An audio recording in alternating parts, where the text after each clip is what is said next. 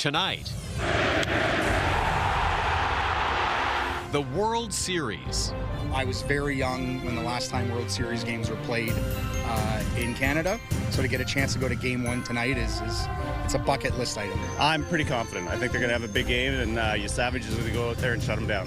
From Waterloo Region to the Dome and from every corner of the country. Well, if it comes to it, I'll pay as much as I need to pay.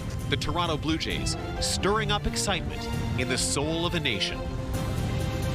Trustee resigns. I believe that the trustee probably saw that the writing was on the wall and that this was going to move forward. The school board representative, who the education minister was moving to fire over a spending scandal, steps down.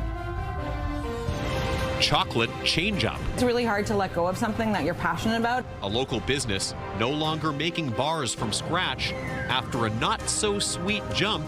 We've seen cocoa prices almost triple. In cocoa costs.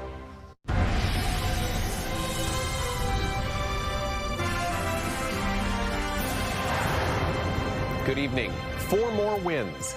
Toronto Blue Jays fans here in Waterloo Region and across Canada know that's what it's going to take for the team to win the World Series for a 3rd time. And those fans have come from all over the country to see Game 1, Jays and Dodgers, first pitch 2 hours from now. Here's CTV's Sean Leathong. The buzz of Blue Jays fans building throughout the day. It's finally come, Game 1 of the World Series. Because I've wanted this to happen for so long every year. I'm like, this is the year, and this is actually the year. Fans flooded early this morning to line up outside the Jays shop, with more coming this afternoon, eager for game time. There's nothing bigger than this. World Series is massive, worldwide event, and it's great to be part of it. And what may feel unbelievable to some has been predictable to others. I can believe it because I've been manifesting this for a while. John Welch from Newfoundland was here back in September and said he knew this day would come even then. Oh, I'm very confident. I already got my World Series tickets bought, and I'd have the plane booked, but I don't know the date yet. And today's fans think this team can do it. Can they win it all now? Yeah, I think they can do it. We're kind of the underdogs here, but I've been looking at like the stats and stuff, and I think we can do it. Underdogs because the Los Angeles Dodgers are the defending World Series champions, and their fans aren't giving the Blue Jays much of a chance. The Dodgers are going to finish it in 5. You're going to get 1 game. Dodgers in 5. Oh, I don't have my broom with me, but oh, there it is. You thinking sweep? I know it's going to be a sweep. And that includes local reporters from Los Angeles here to cover the World Series. I just can't help but think it's going to be 4-1 Dodgers. Everyone's been pretty tame so far. I know it's Game 1. We'll see what happens when we sweep it in 4. But not all American fans are here to cheer for the Dodgers. Everyone needs to know in Toronto that Houston is rooting, any Astros fan is rooting for the Blue Jays to beat LA. Much like the team they cheer for, Blue Jays fans have been quick to push back. We like having home field advantage. We were the best team in the regular season, and guess what? It's great to be the underdog. I think they're probably scared. That's why they're not taking it seriously. It's a defense mechanism. And plenty of Jays fans have developed a ritual to give their team good luck.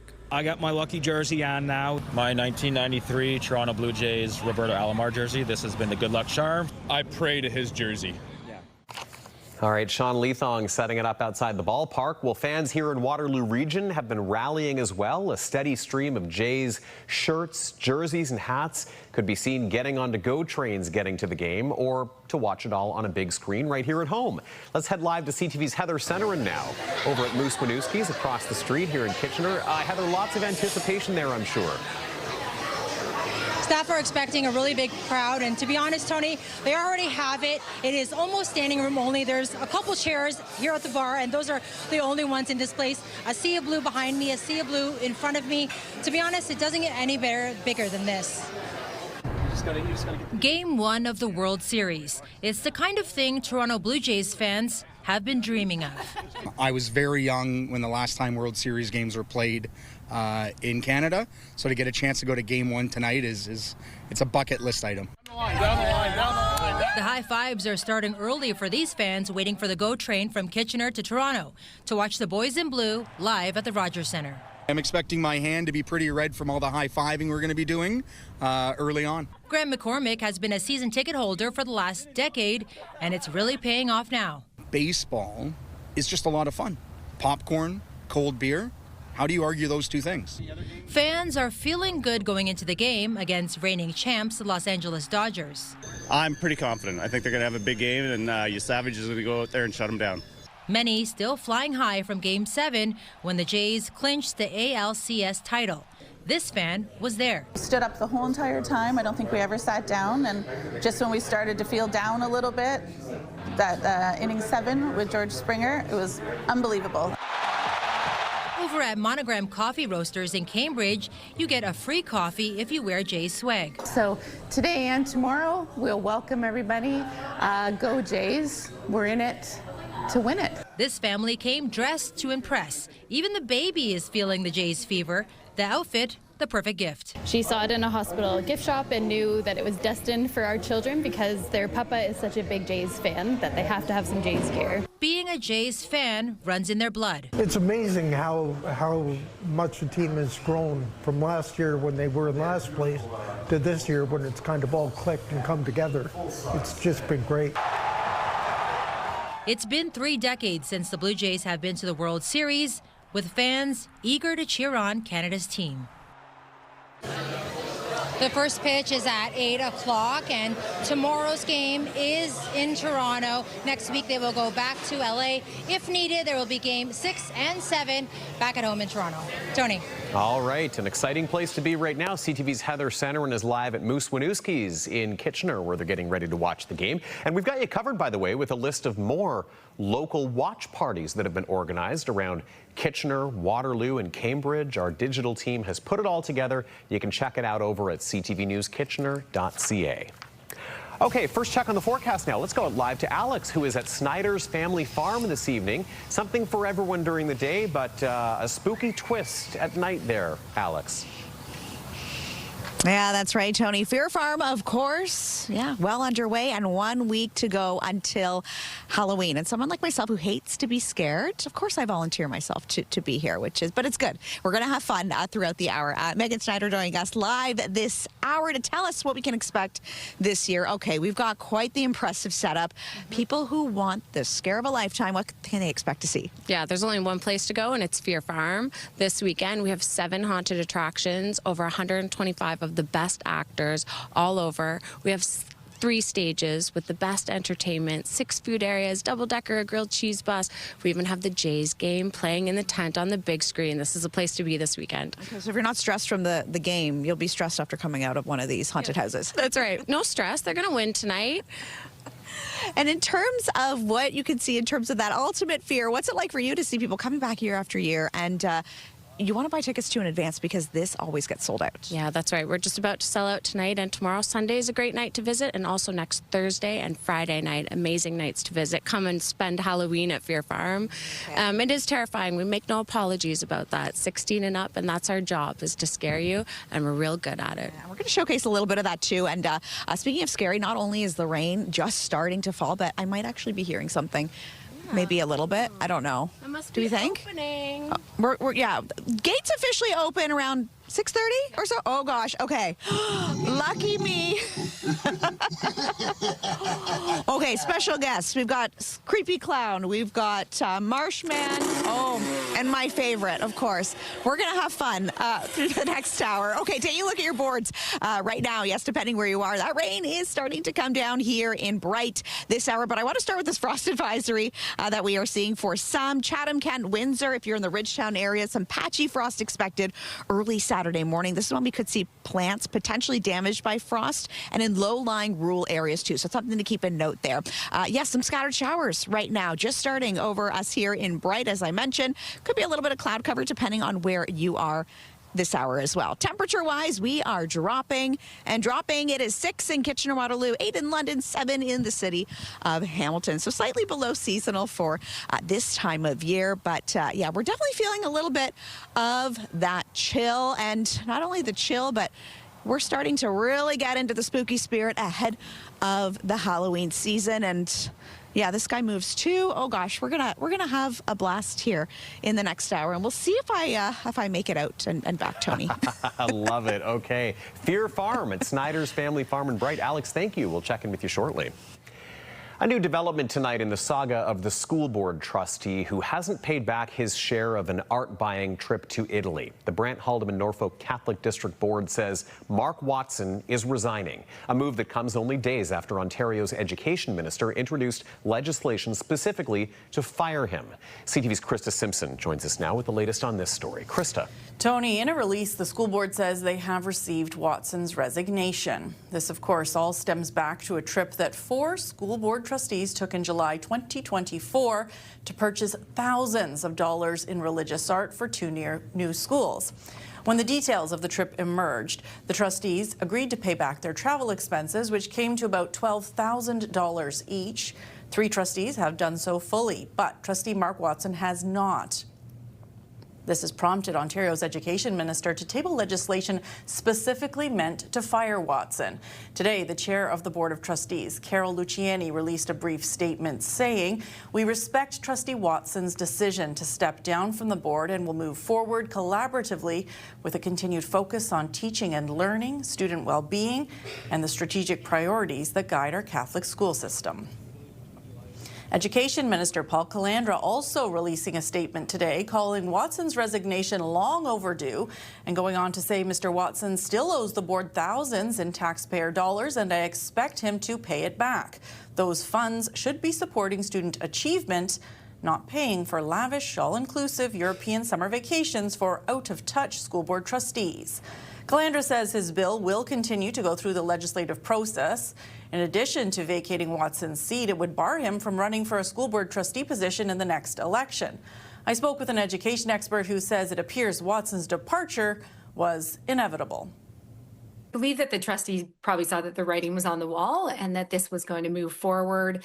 In many ways, it was a real distraction to the work of the board, and the trustee made a good decision because one of the duties of a school board trustee is that they are good stewards of the resources of the school board, and in this case, that did not happen.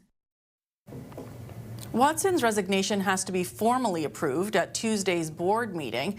The school board says at that time they'll also make a decision on how to fill the vacancy. There is still about a year before the next election. Tony.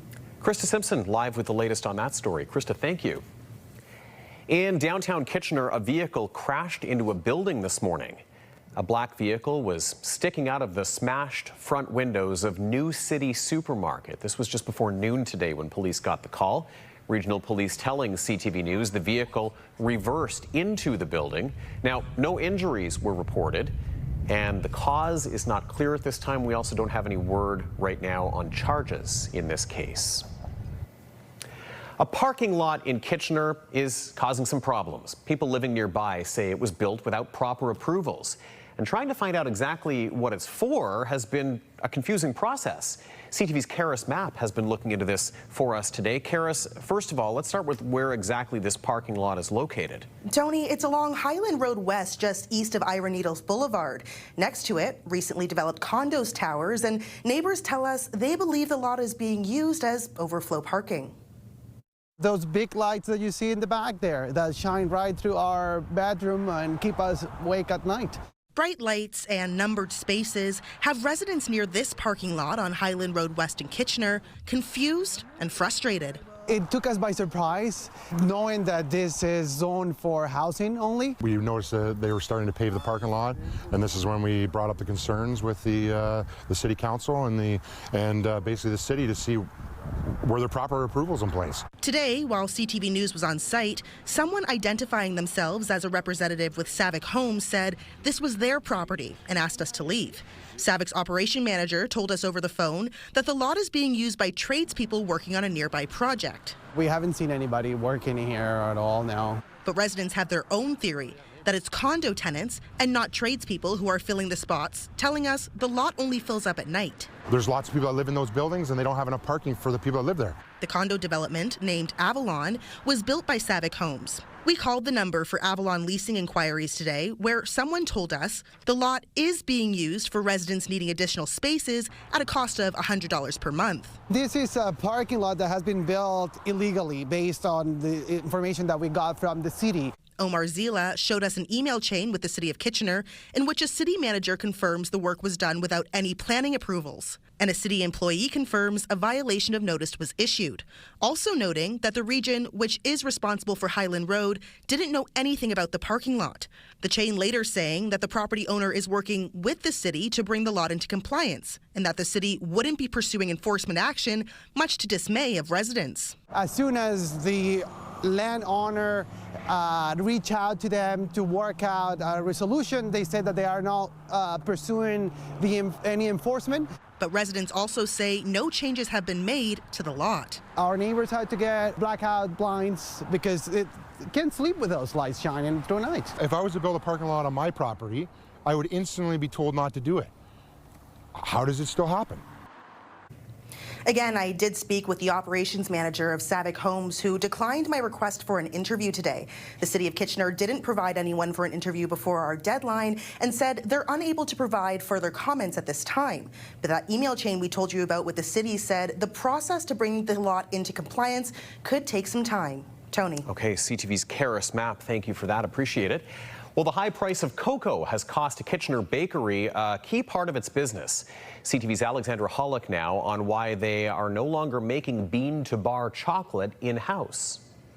There's still sort of like the memory of chocolate here. Plastic molds and a tempering machine are all this Kitchener bakery has left of its chocolate-making past. I would say I could almost do like 20 kilos of cocoa beans at a time roasted in this oven. From bars to bonbons, Orla Pastries plus Provisions did it all. We wanted to see if we had the capacity and the knowledge and the expertise to make chocolate, and so we slowly scaled up. For a while, Orla was one of the few bean-to-bar chocolate makers in Canada, but last year they decided to stop production, a decision the owner says was difficult to make. It was really hard. I think it's really hard to let go of something that you're passionate about, and also that creates a uniqueness for your business. Owner Ora Herzog says the pandemic played a big role in shifting her business model, moving away from niche products to promoting and supporting other local makers. Then that shift happened when we were like, okay, we still want to make chocolate. What we started seeing was the cost of cocoa beans rising. In the last several years, sort of since the pandemic, we've seen cocoa prices almost triple. Mike Von Masso is a food economist at the University of Guelph. He says climate change and disease have plagued cocoa crop yields. Unless there are catastrophic yield failures, I don't think we'll continue to see prices go up as substantially as they have, but I'm not optimistic that they'll come down substantially either. At Orla, the high cost of ingredients takes a big bite out of the bakery's bottom line. At the moment, the way that this business is operating, it makes more sense for us not to do chocolate. The bakery still offers chocolate products along with fruit and nut-based treats. And Herzog says she's not completely closing the door on the cocoa confections. Would I make chocolate again? I still have a tiny melanger, so it's not out of the question. Alexandra Hollick, CTV News, Kitchener. Well, a young Blue Jays fan will be keeping his eye on the team tonight, and the Jays are on his eye, literally, a special prosthetic eye. Our health reporter Pauline Chan has more. A special package from Major League Baseball after they heard about 8-year-old Logan Dorna's special prosthetic eye. We are so inspired by you. It must be so exciting for your Blue Jays to finally be back in the World Series. Logan was diagnosed with retinoblastoma, a form of eye cancer, when he was 6 months old. When he was about 2 weeks old, I started to see a strange glow in his left eye, and it would only be there whenever I was taking his photo or video using flash on my smartphone, and then I started to see it more often. It was approximately 6 weeks post-op that he received his custom-made prosthetic eye. Since then, he's had several special designs. The second one I got was Wreck-It Ralph because the movie just came out and I loved the movie. I did Mario for my third, Kirby for my fourth, and the Zelda Triforce for my fifth. Then last month, the young Jays fan was due for a new prosthesis. Logan's special prosthesis was made about 3 weeks ago when the Jays found out they'd made it to the playoffs. The prosthetics now are made from a heat-cured, medical-grade acrylic plastic. Matthew Milne is Logan's ocularist. He wanted a Blue Jays eye made to celebrate the Blue Jays making the World Series, so he specified that he wanted the Blue Jays logo, the stitching, and a golden iris to celebrate the the occasion. Logan says the gold is to remind him of the glow from his eye when his mom first spotted the tumor. And he says his favorite Jay is Max Scherzer, because he has 2 different colored eyes, brown and blue. Logan has vowed to keep his prosthesis in place until the Jays win the World Series. He's hoping for 4 games, but 7 would be fine too, as long as they win. Pauline Chan, CTV News. Live look outside from Snyder's Family Farm, also known as Fear Farm, as we head into the week before Halloween. Alex Pinto's back with a look at our forecast, and we just had a bit of rain outside our studios here in Kitchener, so it's all around us. Details next, and also coming up. A man's claim that he was wrongfully convicted back in focus again. New developments in this case out of Quebec next.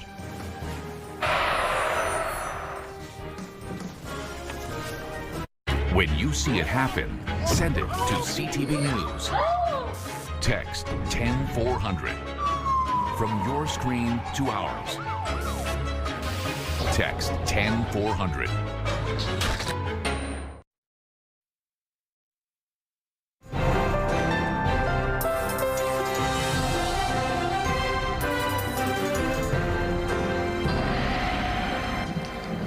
Well, we've got Alex standing by at Snyder's Family Farm out in Brant. Of course, Alex, the alter ego right now is Fear Farm, because we're leading up to Halloween, and you've got a bit of a mix of fear and fun there, I think.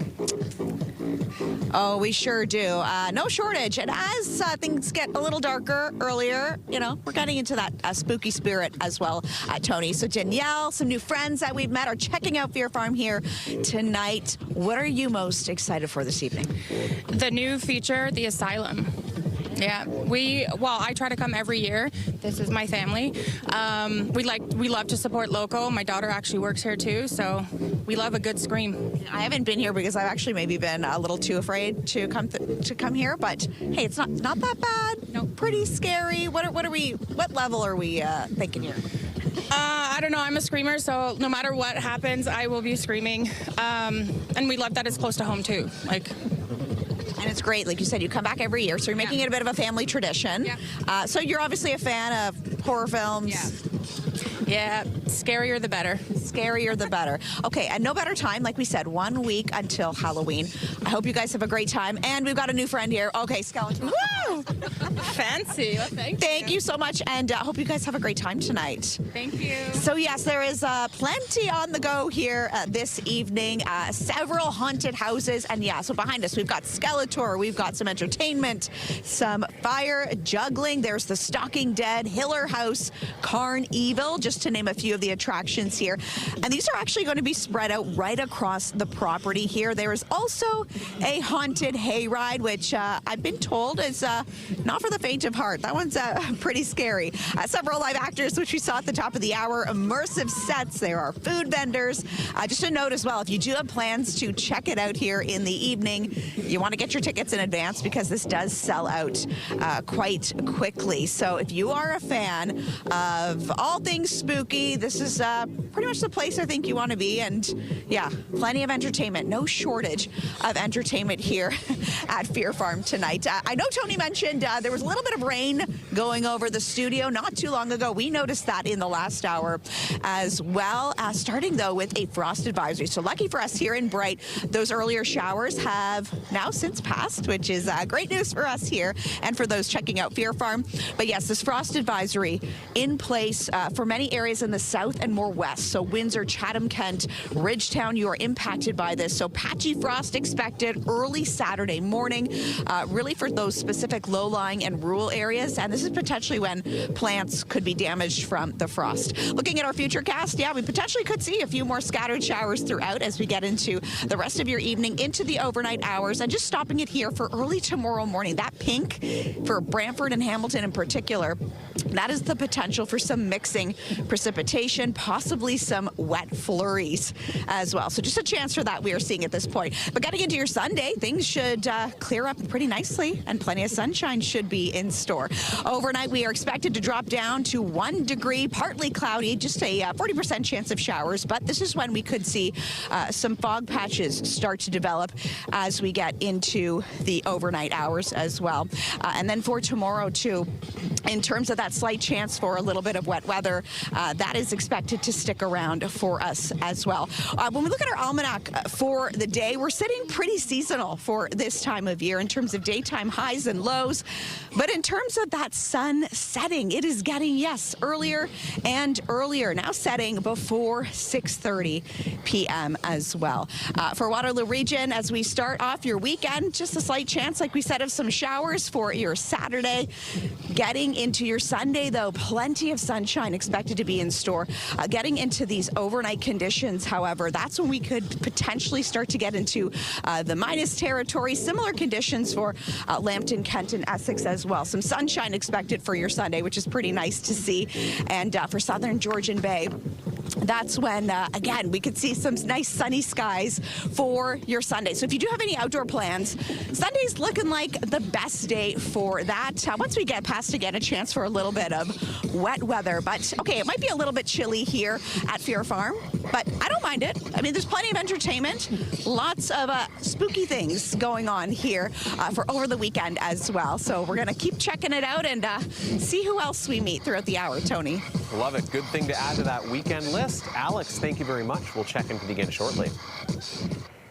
The Federal Justice Department says there may be grounds to believe there was an error in the case of a Quebec man who says he was wrongfully convicted.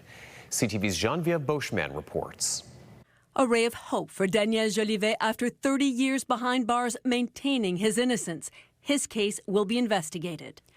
Anxiety, stress, and all that, it kind of left me. Then I was all tingling and shaking. And it was I've been waiting for that decision since November 14, 1992. His lawyer, Nicolas Saint-Jacques, received a letter he hopes will open prison doors and lead to his release within weeks. There might be reasonable grounds to believe that a wrongful conviction probably occurred. The Justice Department confirmed the case will now be sent for investigation, clearing a significant hurdle. Maybe you could get release pending the final decision by the minister. Jolivet was convicted of a 1992 quadruple murder. 2 drug traffickers were gunned down, along with 2 women who were at the wrong place at the wrong time. Jolivet was a career criminal, and evidence against him rested largely on the testimony of a former police officer turned criminal turned informant. His lawyer says he and his team discovered significant evidence that was not disclosed at trial. There was a lot of information that showed that he wasn't at a restaurant the day after the murder where he would have confessed the murders to the collaborating witness. The Justice Department's decision comes after years of refusals, but this summer, Quebec's Crown Prosecutor's Office concluded Jolivet may not have had a fair trial. He knows this is just a first step, but he has started to imagine life on the outside. After 33 years, I'm coming outside there from another planet there. What's happening? We still don't know just how long it will take to get through all the legal steps that could one day clear Daniel Jolivet's name. Geneviève Beauchemin, CTV News, Montreal. A major points producer shares his goals for this season with the Kitchener Rangers. We'll meet Christian Humphreys on this week's Beyond the Bench next.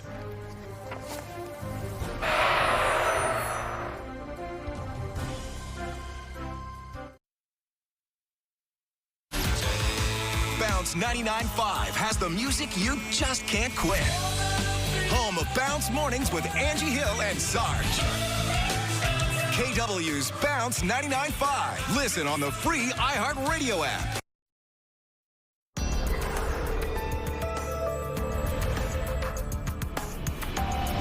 U.S. President Donald Trump's sudden declaration that trade talks with Canada are off over Ontario's use of Ronald Reagan in an anti-tariff ad has some major industries in this country reeling once again. CTV's Rachel Aiello has the latest. Canadian industries impacted by the trade war are trying to roll with the latest punch from U.S. President Donald Trump. It's a never-ending story of ups and downs, and this is one of the downs. So we're looking forward to the next way up. The aluminum sector is among those hit the hardest. Trying to take this setback in stride, it says the longer tariffs last, the more impact will be felt south of the border. Which will just keep growing the pressure on the administration to find a way out of this situation. Similarly, the steel industry says it's waiting for further details to be made clear and will continue to work to find a path forward that works for the sector. Before Trump's termination, Canadian officials were working towards securing sectoral deals. Today, the industry minister says the American administration's unpredictability comes as no surprise. The question is not how I react, but what do we do? And my answer to that is head down. We need to concentrate on what we can control. But the auto sector says any delay in getting a deal could be dire. We can't wait until July 2026 for a new USMCA. We can't wait until tomorrow for a new USMCA. The dominoes are now falling. With the Prime Minister saying Canada stands ready to resume negotiations, business leaders say a Team Canada approach is needed to find a path back to the bargaining table. And we need to make sure that everyone is aligned with what's taking place, recognizing that some may get some relief before others do. This is not the first time Trump has abruptly ended negotiations with Canada in a social media post. In June, he called off trade talks effective immediately, citing the digital services tax. Later that month, Carney scrapped it, and talks resumed. Rachel Aiello, CTV News, Ottawa. Recapping our top stories on this Friday night, and it's no ordinary Friday night. Leanne Evans in studio live with the latest. We may be dressed the part tonight as well. It's a bit of a blue theme on the show tonight. World Series Game 1. Of course. I love that everyone on our news team has kind of been wearing pops of blue throughout the day as well. Yep. Excitement is in the air. Just over an hour away, of course. Game 1, Jays, reigning champion Dodgers. Everyone is getting pumped up for this in Waterloo Region, right across Canada as well. Some local fans were lucky enough to snag tickets to tonight's game at the Rogers Centre. You can see that sea of blue at the Kitchener GO train earlier today as many made their way to the city. First pitch, 8 p.m. Trey Savage gets the start for the Jays. The Dodgers counter with Blake Snell. A trustee with the Brant, Haldimand, Norfolk Catholic District School Board has resigned. Mark Watson was one of the trustees who went on a pricey trip to Italy last year to buy artwork for 2 new schools. However, a review found they spent the money on high-end hotels and fancy dinners. The provincial government ordered trustees to reimburse the board for the expenses. Watson was the only one who did not repay his $12,000 portion. Today's move comes just days after the education minister introduced legislation to fire Watson. And highlighting some of what's on our website. What's this I hear about a music teacher from Guelph who's going to be stepping onto a pretty big stage tonight, speaking of the World Series? Exactly. This is an incredible story. Eric Froats will be performing at the World Series opening game tonight at the Rogers Centre. You can read more about his journey. I won't spoil exactly what role he'll be taking on tonight. You'll have to go to our website to find that out, ctvnewskitchener.ca. Exciting stuff, Tony. I love it. So many local connections to this historic World Series run. Another one right there. We'll have to check that out. Thanks, Leanne. Thank you. Kitchener Rangers forward Christian Humphreys is only in his 2nd season with the team, but he's already among the team's top point producers. We hear more about his goals this season on this week's edition of Beyond the Bench.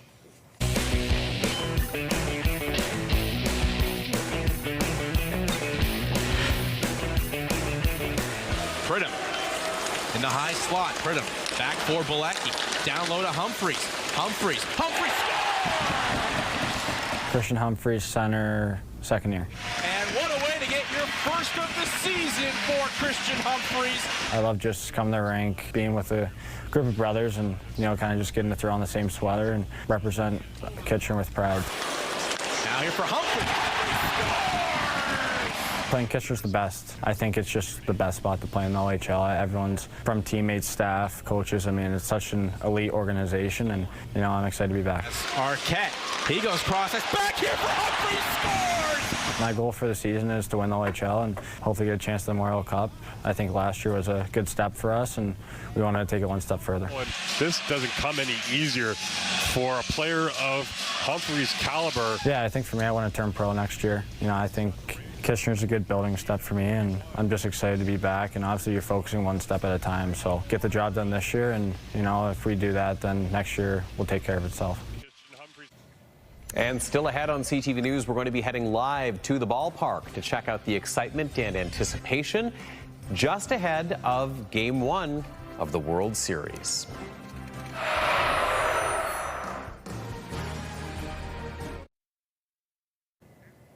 There's certainly been a run on Jays clothing throughout this playoff run, but there's one thing fans can't get their hands on, and the players have to earn it. Here's CTV's Corey Baird with the story behind the team's postseason home run jacket. And he's rewarded. You know the expression, look good, feel good. Well, in this Blue Jays playoff run, the looks and feels flow directly through this jacket. The placata right here, it's the sound of when they hit the homer. Designer and team interpreter Tito LeBron says he was inspired to create something to unify the team whenever they hit a home run. Toronto, it's a multicultural city, so that's what we did. We put of course the Blue Jays logo around with all the countries. I mean, there's so many people here for different countries living in the city that it's like showing the players, the organization, showing the support to all the fans, to the entire city, to the entire country. Like the team, the jacket has seen some ups and downs. It debuted in 2021, was retired in 2023, and it's back in a big way this year. With 20 home runs in 11 postseason games, this fashion-forward garment often gets more screen time than some of the players themselves. It's very loud. It's cool. It's something to do after you hit a homer. It's celebratory, so I like it. It's beautiful. It's a nice thing to have. I think it's something personal. Only the Blue Jays has it, and I think everyone is connected with it. Jacket's a Vladdy thing. He's the one that started it. And honestly, one day it just kind of showed up in the dugout. It was there, and I want to say it was actually Bo hit a homer, and we stuck it on him, and here we are. What can I say? It's a jacket. Every time you hit a home run, you put it on. No magic powers? No. Maybe the magic is the moment. Rumor has it the jacket may be tweaked before tonight's first pitch, and they might need space for one more inscription yet. World Series champion. Hitting a home run. Corey Baird, CTV News, Toronto. Lots of people hoping for that. All right, well, the fact is you really can't go anywhere today without being reminded that this is no ordinary day. Game 1, World Series, Jays hosting the Dodgers, Toronto's first World Series appearance in more than 30 years. All right, CTV's John Venevali-Rao joining us live outside the ballpark right now, downtown Toronto, with all the latest. John, over here in Kitchener, we had a steady stream of people getting on the GO train all day to get over to the game, but I know a lot of fans have made much longer journeys than that. Oh, for sure. I mean, there's people, we've met some folks here who've come from the Maritimes. We've met other folks who've come from British Columbia flying in for this game. And of course, there's some Dodgers fans here who've actually come from Los Angeles to watch this Game 1 of the World Series. Lots of excitement about it. And everybody, of course, will be, who remembers the 92-93 World Series, will be thrilled to see who throws out the ceremonial first pitch. It'll be the former Blue Jays manager, Cito Gaston, who will get those honors in just over an hour from now. And then, of course, we'll hear the anthem sung, and then that first pitch just after 8 o'clock tonight. That is going to be so closely watched, because think about what's going to happen. You've got the leadoff batter for the LA Dodgers, Shohei Ohtani, who's perhaps one of the best players of all time in baseball, and the guy pitching to him is 22-year-old Trey Yesavage, who was playing in the minors at the start of the season, worked his way up. He's only been playing in the majors for 5 weeks, will be on the mound for the Blue Jays, and he is going to pitch to Ohtani just after 8 o'clock tonight to start this game off. obviously the Rogers Center is just going to be rocking tonight, waiting for that first pitch. Yeah, no kidding. What a blockbuster matchup when you look at it that way, John. You know, you've also got something that Jays fans have been waiting a while for, and that's finally some news on Bo Bichette, who's been out of the lineup for a while and is back on the roster now.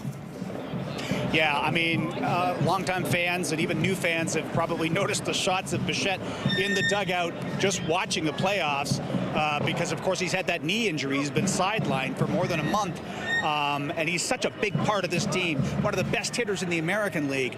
He is going to be back here tonight in the World Series playing at second base. If he can play it even 80% as well as he has in the regular season, that is going to be a big deal for this Blue Jays offense tonight, and everybody will be watching Bo Bichette for sure. Yeah, lots of hits, a monumental night. And John, we thank you for joining us. We can hear the excitement behind you right there outside Rogers Center. First pitch just over an hour from now. CTV's John Venevalley-Rao in downtown Toronto. Thanks, John. All right, let's check in now with the national news team and find out what's coming up tonight at 11. Tonight, World Series fever in full swing. This means a lot because this is something that my grandchildren can remember. The hype ahead of Game 1 and what's changed since the Blue Jays last appeared on baseball's biggest stage, later on CTV National News. Oh, we are really getting into the spooky spirit here at Fear Farm. And right in time for Halloween, we're going to take a look at how chilly it could be to start off your weekend and wake up weather coming up. Plenty of great shows for your Friday night. Stick around for E-Talk at 7 o'clock before The Big Bang Theory. Then at 8, Celebrity Wheel of Fortune before Special Forces World's Toughest Test airs at 9. And then at 10, it's Boston Blue.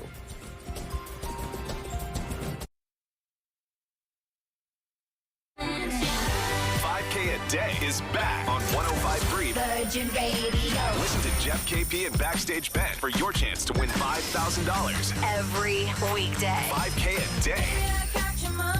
Virgin Radio.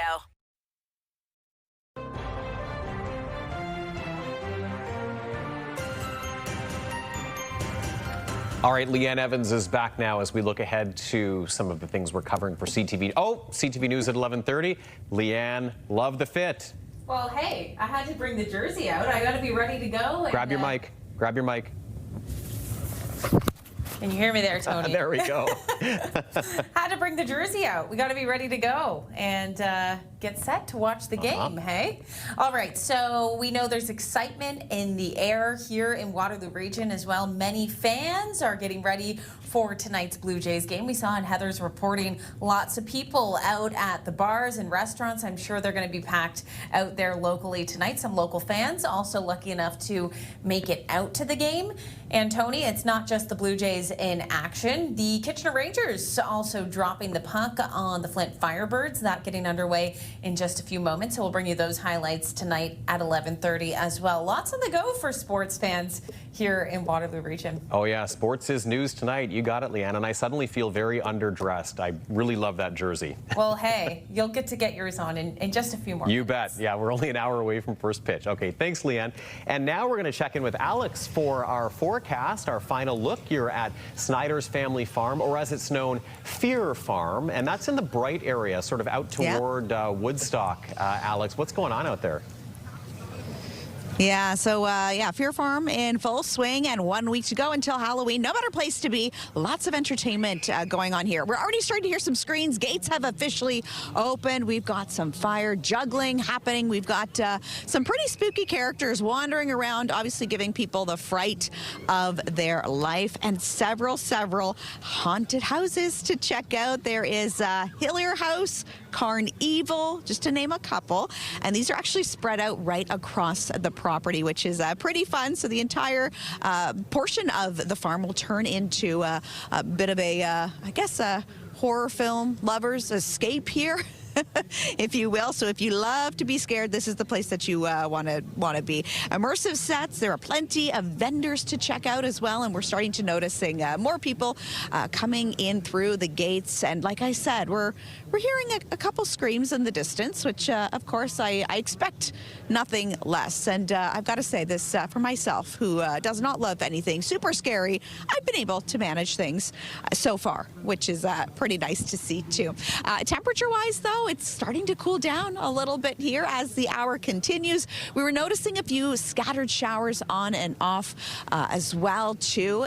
I know that you mentioned, Tony, a little bit earlier in the studio, you were noticing some showers there, and yeah, we saw it here too. When we look at your wake-up weather for tomorrow, by 6 o'clock, partly cloudy conditions.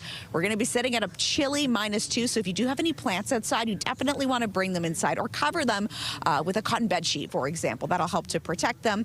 By 8 o'clock, this is when we could start to see a little bit of that fog starting to develop, but then it should dissipate by the later morning. So by 10, we should get a little bit of a peek of some sun sitting at about 5 degrees or so. So if you do have plans to head out maybe for an early morning dog walk, you might still want to layer up as well. But of course, if you have plans to maybe check out Fear Farm here tonight, it is officially dark. We are getting into that spooky, spooky spirit. And I'm glad I brought a scarf and a light jacket because we're definitely going to need it here, I think, Tony. We've even got the spooky clouds behind you on the horizon there, Alex. I love it. We are all set for Halloween. Thank you, and have a good weekend, Alex. We'll talk to you once again on Monday. Okay, and that's going to do it for us tonight. Thank you so much for checking in with us on this Friday. Krista Simpson is here with your next local news tonight at 11:30. Of course, that's right after the CTV National News at 11. Enjoy the ball game tonight, the World Series. We'll see you again soon. Take care.